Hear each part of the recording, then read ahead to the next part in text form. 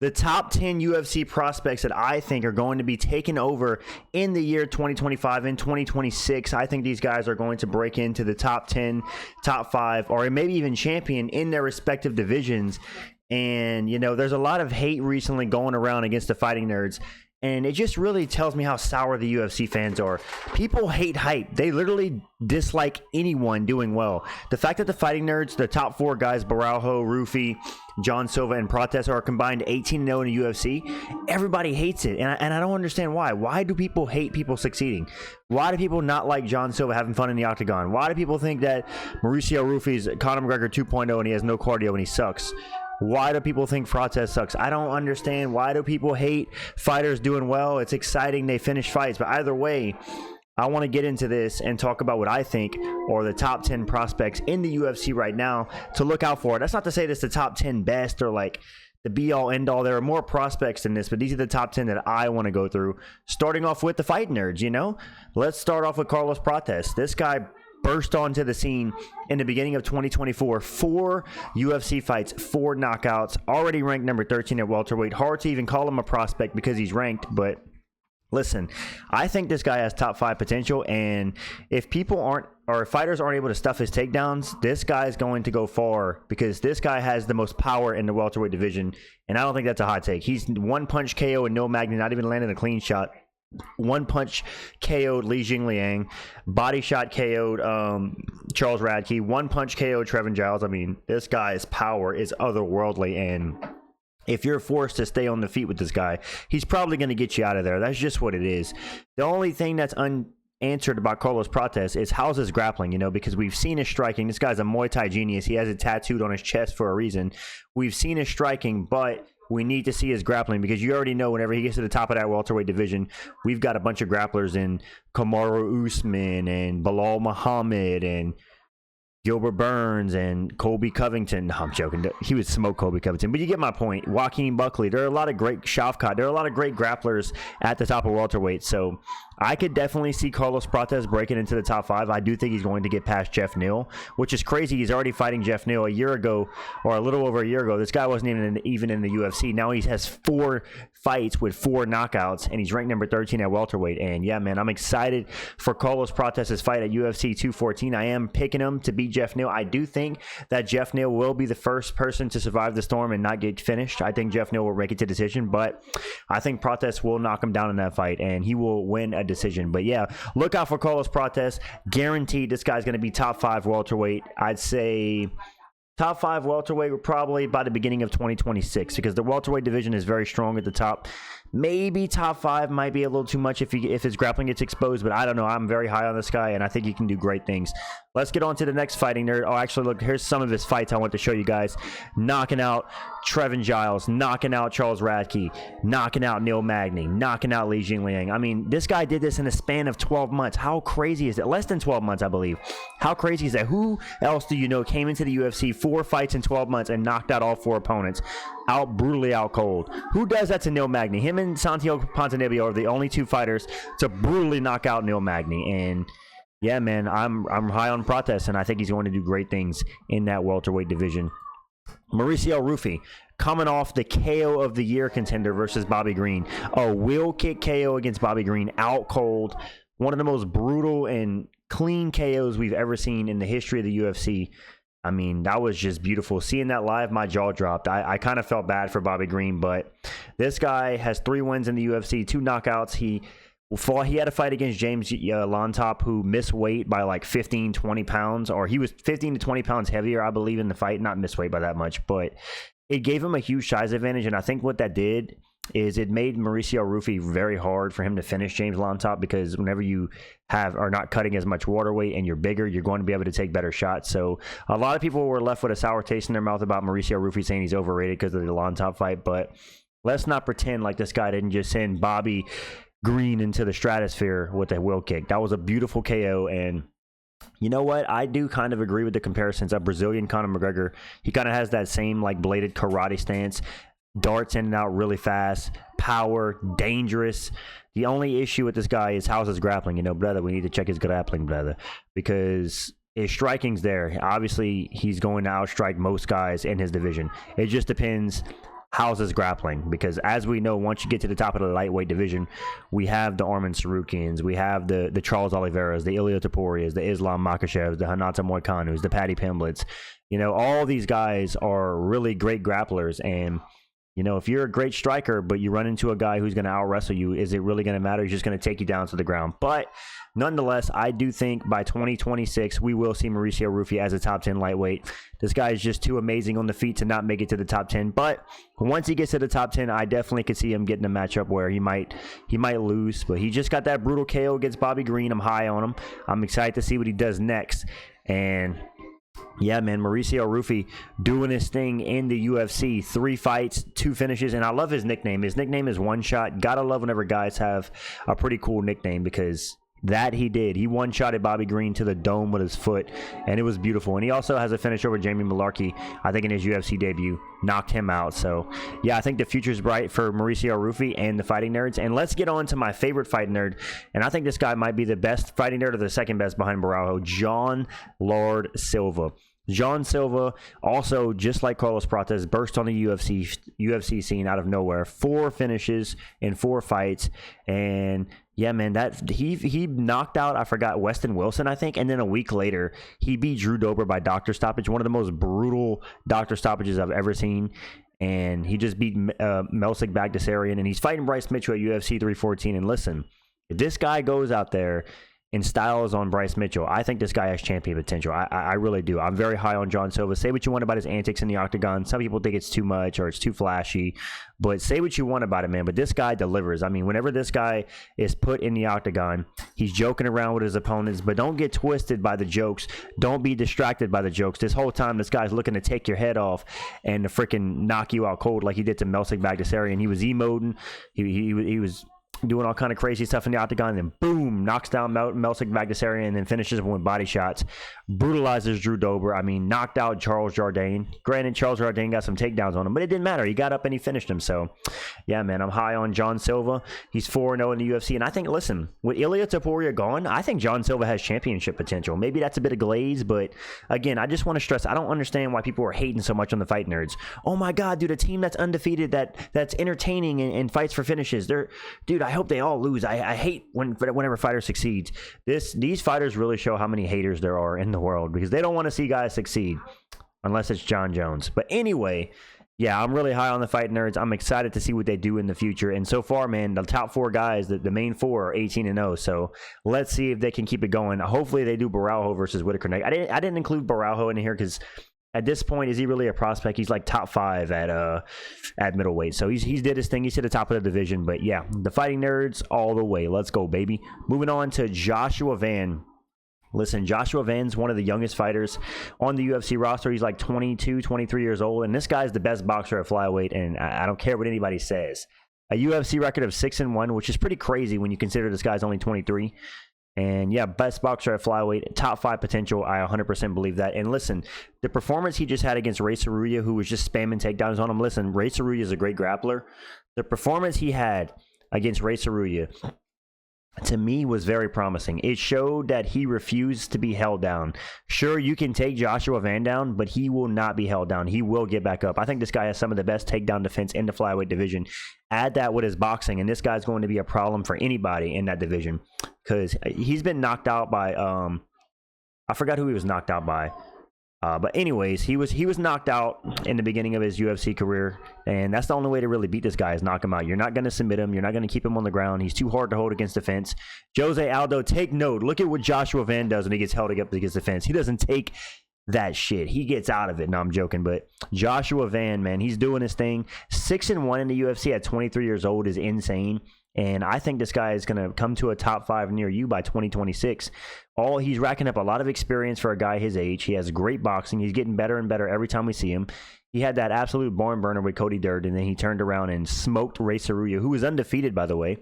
And actually, fun fact about him, Joshua Van versus Ray Saruya, they were the first 2 fighters in UFC history that were both born past the year 2000 to fight against each other, which was pretty cool, showing the newer generations, the younger guys are coming up. And yeah, man, look out for Joshua Van.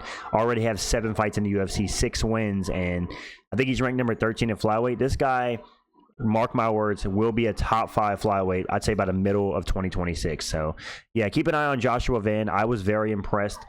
Like I said, man, to all the fighters out there that complain about being held against the cage, don't be held against the cage. Be Joshua Van. Don't accept it. Scramble. Like, literally act like it's life or death. Stop these guys that are just letting these fighters hold them up against the fence. I do agree the referee should separate it, but also for the guy that's being held up against the fence, don't accept it. And Joshua Van versus Ray Saruya is a perfect example of that. Joshua Van never once in the fight accepted being held down or held against the fence. He fought the entire time. So respect to Van.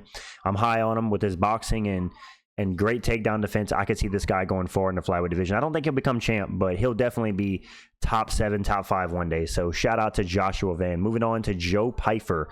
He actually fights this weekend. Good old salty man Pyfer. Just look at his face, dude. Joe Pyfer looks salty. This dude looks like he would beat me up for laughing at a joke next to him.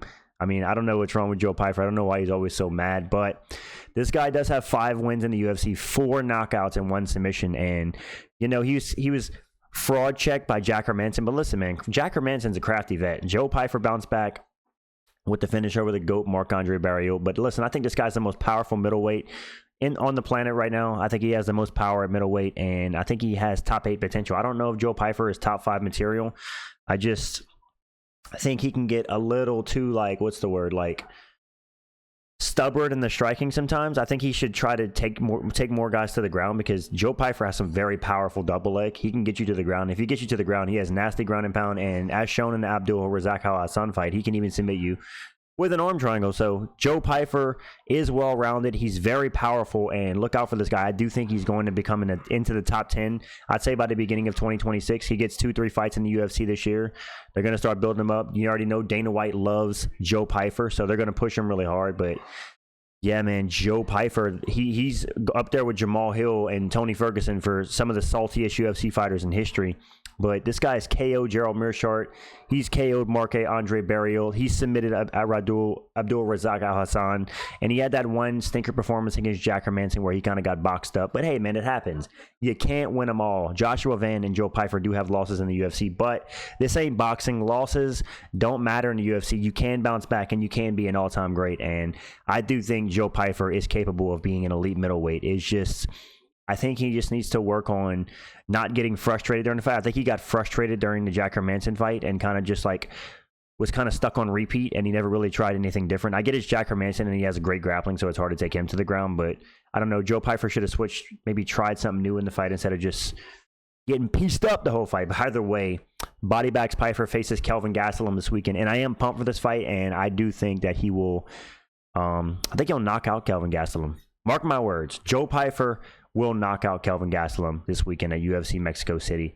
Let's see what happens. I'm excited for Body Bags' future. Top 10 middleweight for sure at some point.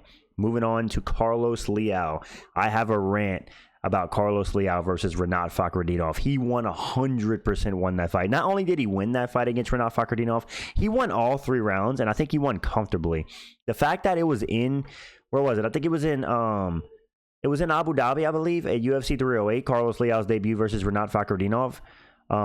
Fakhretdinov was given a unanimous decision across the board, which is crazy that not a single judge saw it for Leal, despite him outstriking Fakhretdinov every single round. And one of the judges named Mohammed, of course, gives it to Leal unanimously. But it's like, dude, I count this guy really as 2-0 in the UFC. He should be 2-0, and Fakhretdinov's win streak should have came to an end, because Fakhretdinov kind of got fraud checked in that fight and kind of got shown that Carlos Leal sauced up Leal, because this guy's on everything. I mean, this guy's hanging out with TJ Dillashaw and John Jones every day of the week. Look at this guy's body acne. And if you've seen his back in fights, this guy's sauced out of his mind. And yeah, man, he just destroyed Alex Morono. Pretty brutal performance. I think you can see Carlos Leal in the top 10 of his division. He fights at welterweight. I don't know about I don't know. I put top 10 potential. I don't know. Carlos Leal is great, but we don't know how he is on the ground. And, you know, he has great cardio. He has good power, but we don't know how he is on the ground. He did go 3 hard rounds with Rinat Fakhretdinov. Did the stuff that he takes or does in his outside, you know, fight camps help with that? Probably. This guy's probably on the gear. We know he is. So he's going to have that unlimited cardio.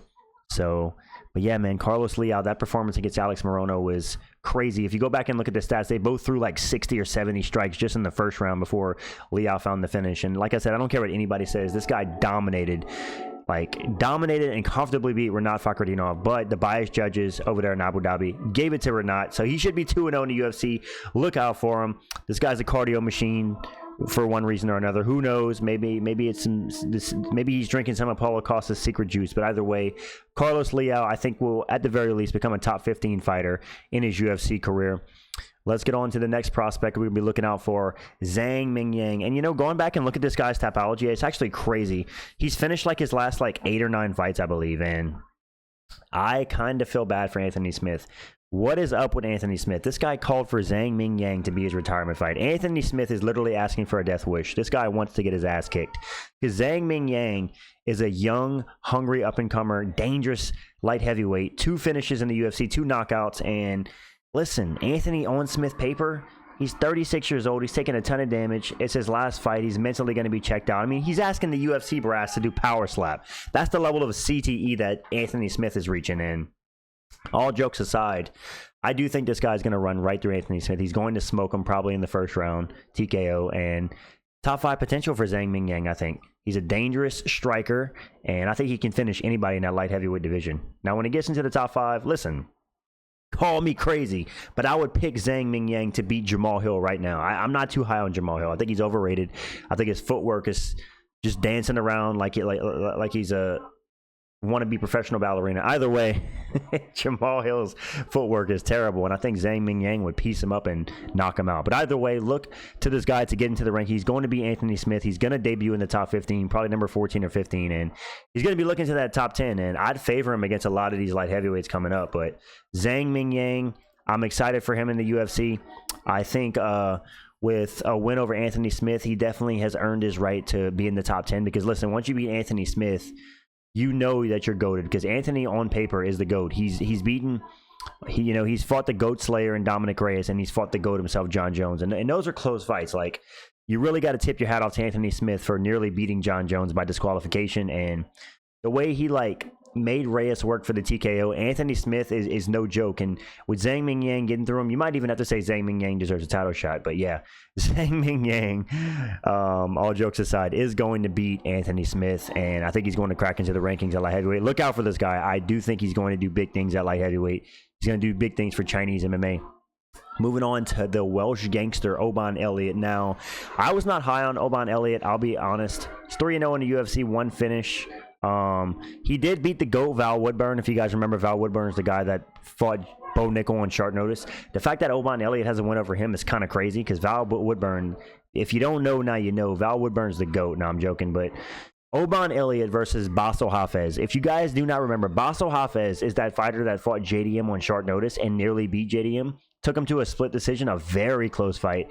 I was like, I did a bit of MMA math when Oban Elliott was faced up. I was like, okay, this guy had a close fight with JDM, dude. Basil Hafez is about to smoke Oban Elliott. Little did I know Oban Elliott would KO him and knock him out cold with a brutal finish. And yeah, man, the Welsh gangster's doing his thing, undefeated in the UFC. I'm not doubting him anymore. I wouldn't say I'm high on him, but I am confident that this guy can be a top 12 fighter in his UFC career. And, well, the Welsh don't have a lot of fighters, man, so stand up for this guy. He's repping Welsh for you guys, and I think he's going to do big things in the UFC. He's a great striker. He's got a lot of grit. He's got that gangster mentality, And, yeah, man, Oban Elliott. Don't say that this guy is not going to do big things, because I guarantee you, when you see him on the screen against the next fighter doing this to another fighter, you're going to be like, damn, the Welsh gangster's doing it big. But nah, whenever this guy knocked out Basil Hafez and I saw it live, I was like, oh, crap, dude, this guy's for real. Because I thought he was chopped liver. I thought that Basil Hafez was going to get him out of there and pretty much walk through him. I was like, man, this guy's from Welsh. Dude ain't nothing. He's going to be a soy boy. But no, I was wrong, and I have no problem admitting I was wrong. Shout out to Oban Elliott. I do think he would be a top 15 fighter I'd say by the middle of 2026. Moving on to Vinicius Oliveira. Now, this is somebody I'm extremely high on. Vinicius Oliveira, 3 wins in the UFC, 1 knockout. And the fact that this guy has wins over Ricky Simon and Said Nurmagomedov, 2 of the best unranked fighters in the bantamweight division. I actually do think Ricky Simon was ranked at one point.